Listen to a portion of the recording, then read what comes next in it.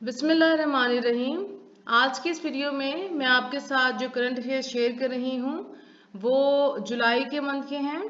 इससे पहले जो मैंने आपके साथ करंट अफेयर शेयर किए थे वो 2021 के थे और जून के मंथ तक 2022 के थे। यहाँ पे इस वीडियो में मैंने आपके साथ कुछ इंपॉर्टेंट एमसीक्यूज और वन लाइनर शेयर किए हैं। आप जानते हैं कि एफपीएससी में करंट अफेयर्स का जो पोर्शन है उसमें आपके पास कभी कभी 15 या कभी कभी 20 सवाल भी आ जाते हैं। बल्कि अब क्योंकि जनरल इंटेलिजेंस का पोर्शन भी इसमें इंक्लूडेड है तो आपको कुछ पेपर्स में मैंने जो लास्ट में ट्रेंड देखा वो ये था कि उसमें 30 से 32 ऐसे एमसीक्यूज थे जिसमें आप कह सकते हैं कि वो करंट अफेयर्स और जनरल इंटेलिजेंस से रिलेटेड थे। तो अब शुरू करते हैं अपने पहले एमसीक्यूज से। यहाँ पे पहले कुछ वन लाइनर हैं आपके लिए। तो ये आपको पता है कि जो कॉमनवेल्थ की गेम जो है वो आजकल हो रही थी 8 अगस्त तक। तो इसके बारे में कुछ आपके लिए मालूमात हैं।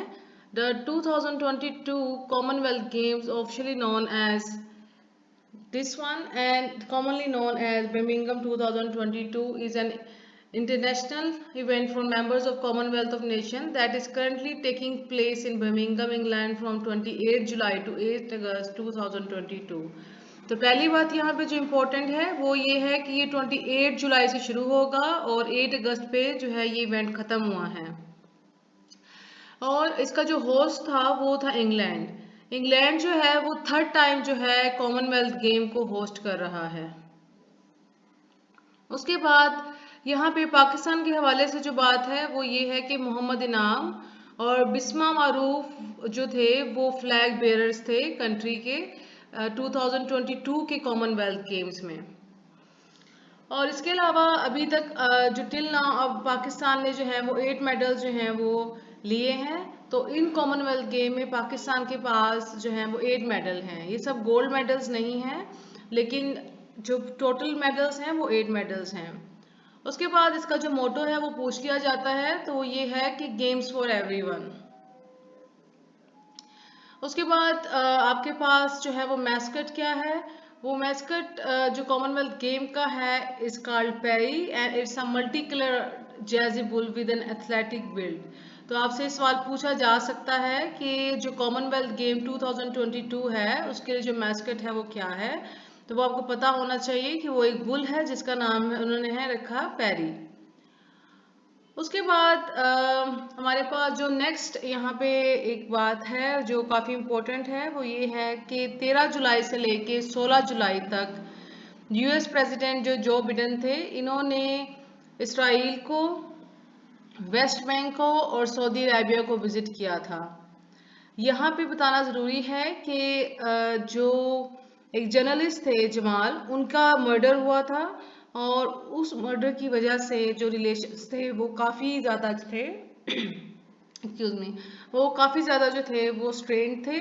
तो इसलिए इन्होंने ये जो बाकी जो ये कंट्रीज है इसराइल का, वेस्ट बैंक का और सऊदी अरेबिया का विजिट किया था। उसके बाद मैंने यहाँ पे आपके लिए एक 2018 की जो इन्फॉर्मेशन है वो शेयर की है और वो इसलिए शेयर की है कि जैसे कि मैंने अभी जिक्र किया जमाल के बारे में, जर्नलिस्ट जमाल के बारे में। तो ये जो जमाल थे he is like a Saudi dissident journalist columnist for the Washington Post और former editor of Al Watan and also chief editor of Al Arab news channel.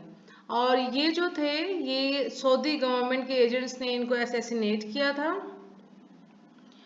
तो ये आपको पता होना चाहिए इसके बारे में क्योंकि ये भी पूछ लिया जाता है कि कब जो है वो जो उनका मर्डर किया गया था ये जो जर्नलिस्ट जमाल है उसका। उसके बाद जो आपके पास एक और इम्पोर्टेंट पॉइंट है वो ये है फातिमा जिन्ना के बारे में। तो फातिमा जिन्ना जो है उनको जो है वो मादरे मिल्लत भी कहा जाता है और जिसको इंग्लिश में आप कहेंगे मदर ऑफ द नेशन। इनकी जो डेट ऑफ बर्थ थी वो ये है 31 जुलाई 1893 से लेके 9 जुलाई 1967 तक। ये पाकिस्तान की पॉलिटिशियन में थी, डेंटल सर्जन भी हैं और इसके अलावा one of the leading founders of the Pakistan और मोहम्मद अली जिन्ना के जो हैं वो छोटी सिस्टर हैं। तो यहाँ पे भी ये बात करना ज़रूरी थी, क्योंकि अभी जो आपके पास जुलाई का मंथ है वो उनकी बर्थ के लिहाज से, बर्थ एनिवर्सरी के लिहाज से, और इसके अलावा जो डेथ एनिवर्सरी है उसके लिहाज से काफ़ी इम्पोर्टेंस रखता है। उसके बाद यहाँ पे बताया है कि it is like 129th birth anniversary of mother Miller that was observed on 31st जुलाई। तो ये 129th जो थी वो बर्थ एनिवर्सरी थी। ये सवाल आपसे पूछा जा सकता है कि 31st जुलाई को वो कौन सी बर्थ एनिवर्सरी थी, तो ये 129 थी। उसके बाद आपके पास है जी current speaker of Punjab provincial assembly, वो आपके पास है मोहम्मद सब्तैन खान। और इनका जो ओथ है वो किसने लिया था, वो लिया था नवाबजादा वसीम खान ने इनका ओथ लिया था। उसके बाद आपके पास है जेम्स वेब स्पेस टेलीस्कोप के बारे में। तो 12 जुलाई को नासा ने फर्स्ट इमेज रिलीज किया था जो जेम्स वेब स्पेस टेलीस्कोप से लिया गया था। और ये यूनिवर्स का जो थी एक वो पिक्चर थी, एक तस्वीर थी, एक इमेज था जो 12 जुलाई को लिया गया था। ये डेट आपने याद रखनी है, 12 जुलाई। उसके बाद यहाँ पे है कि ये लॉन्च कब हुई थी, जो जेम्स वेब स्पेस टेलीस्कोप है या जिसे JWST भी कहा जाता है। तो ये लॉन्च हुई थी 25 दिसंबर 2021 को। पिछले जो अभी पास्ट पेपर हैं उसमें इस सवाल बार बार पूछा गया था, 2-3 पेपर्स में रिपीट हुआ था कि ये कब लॉन्च हुई थी। तो ये लॉन्च हुई थी 25 दिसंबर 2021 में। उसके बाद जो एक काफ़ी मशहूर दिन है, क्योंकि आपको पता है कि FPSC में आपसे जो इंटरनेशनल डेज हैं और जो भी फेमस डेज हैं जिन पे कुछ इवेंट्स हुए होते हैं उसके बारे में ज़रूर पूछा जाता है। तो उसमें से ही आपके पास जो है वो एक बेस्टाइल डे है। It is a day of celebration of French culture. यहाँ पे जो फ्रेंच कल्चर है उन्होंने अपने कल्चर को सेलिब्रेट करने के लिए वो इस डे को सेलिब्रेट करते हैं। और इसके अलावा यहाँ पे इसमें मिलिट्री परेड भी होती है पेरिस में। और ये कब होता है, ये ईच ईयर जो है 14 जुलाई को होता है। डेट आपने याद रखनी है, ईच ईयर 14 जुलाई को होता है। उसके बाद एक इम्पोर्टेंट इन्फॉर्मेशन आपके पास यहाँ पे ये है कि इंडो पैसिफिक इकोनॉमिक फ्रेमवर्क के बारे में। ये जो ऑर्गेनाइजेशन है, ये जो फ्रेमवर्क है, ये यूनाइटेड स्टेट ने लॉन्च किया था। और ये किसने लॉन्च किया था, प्रेसिडेंट बिडेन ने टोक्यो में कब किया था, 23 मई 2022 को। इसके बारे में भी काफ़ी सवाल पूछे गए थे। इसके जो 4 पिलर्स हैं जिसमें आपके पास ट्रेड है, सप्लाई चेन्स है, क्लीन एनर्जी है, डिकार्बनाइजेशन है, और इसके अलावा टैक्स और एंटी करप्शन के मुतालिक है। इसमें सारे मुल्क जो है वो यहाँ पे ऐड हैं, सिवाय जो except Cambodia, Laos and Myanmar के। जितनी भी आपके पास साउथ ईस्ट एशियन नेशंस हैं वो इस जो फ्रेमवर्क है उसका पार्ट है। तो ये भी आपको अच्छी तरह पता होना चाहिए। नेक्स्ट आपके पास है जी जो I2U2 ग्रुप के बारे में है। जैसे आपको पता है क्वाड का, ठीक है। तो इसी तरह यहाँ पे इसराइल की, इंडिया की और यूनाइटेड अरब एमिरेट्स की और यूनाइटेड स्टेट की ग्रुपिंग है जिसको कहते हैं I2U2। जैसे आप इसके नेम से देख सकते हैं कि इंडिया और इसराइल जो है वो आई है, आई से स्टार्ट होते हैं, तो ये I2 हैं। और यूनाइटेड अरब एमिरेट्स और यूनाइटेड स्टेट जो है वो U है, तो U2। अच्छा, अब ये जो ग्रुप है, ये इनकी जो फर्स्ट ज्वाइंट स्टेटमेंट है वो 14 जुलाई को रिलीज हुई थी। और इसमें इन्होंने ये कहा था कि वो कोऑपरेट करेंगे ज्वाइंट इन्वेस्टमेंट में। इसके अलावा इन्होंने दूसरे जो न्यू इनिशिएटिव की बात की थी जिसमें आपके पास वाटर है, एनर्जी है, ट्रांसपोर्टेशन है, स्पेस है, हेल्थ है, फूड सिक्योरिटी है, उनके ऊपर जो है इन्होंने कोऑपरेशन करने का एक दूसरे से प्रॉमिस किया था। उसके बाद जो 1 जुलाई 2022 को जॉन ली जो है वो चीफ एग्जीक्यूटिव के तौर पे हांगकांग के जो है उन्होंने ओथ लिया था। तो ये आपके पास जो डेट है 1 जुलाई 2022 की, ये काफ़ी इम्पोर्टेंट है इस हवाले से। उसके बाद यहाँ पे जॉन ली के बारे में कुछ इन्फॉर्मेशन है कि ये 7 दिसंबर को जो है ये इनकी बर्थ डेट है। ये हांगकांग के पॉलिटिशियन हैं। इसके अलावा जो है ये फॉर्मर पुलिस ऑफिसर थे और अब जो है ये 5th करंट चीफ एग्जीक्यूटिव हैं हांगकांग के। तो आपसे सवाल पूछा जा सकता है कि चीफ एग्जेक्टिव से पहले जो है वो उसका जो ओहदा था वो क्या था। तो आपको पता होना चाहिए कि वो पुलिस ऑफिसर थे। उसके बाद जो करंट डीजी है, जो डायरेक्टर जनरल है एफआईए का, जो 27 जुलाई 2022 को अपॉइंट हुआ है, उसका नाम है मोहसिन भट्ट। नेक्स्ट जो आपके पास बात है वो ये है कि फर्स्ट एवर जो हेल्थ डायलॉग था पाकिस्तान और यूनाइटेड स्टेट के दरमियान में, वो हुआ था 25 जुलाई 2022 को। ये भी काफ़ी इम्पोर्टेंट है क्योंकि ये सबसे पहला जो है अभी डायलॉग है जो पाकिस्तान और यूनाइटेड स्टेट के दरमियान में हुआ था। उसके अलावा जो फीमेल्स हैं उसमें आपके पास समीना बैग जो है, she is the first Pakistani women mountaineer जिन्होंने K2 को जो है वो सर किया था। और ये इन्होंने कब किया था? ये इन्होंने 22 जुलाई को किया था। जी, पहला एमसीक्यूज है जो feeder welders ramus died on July 31, जुलाई 30, जुलाई 29 और जुलाई 28।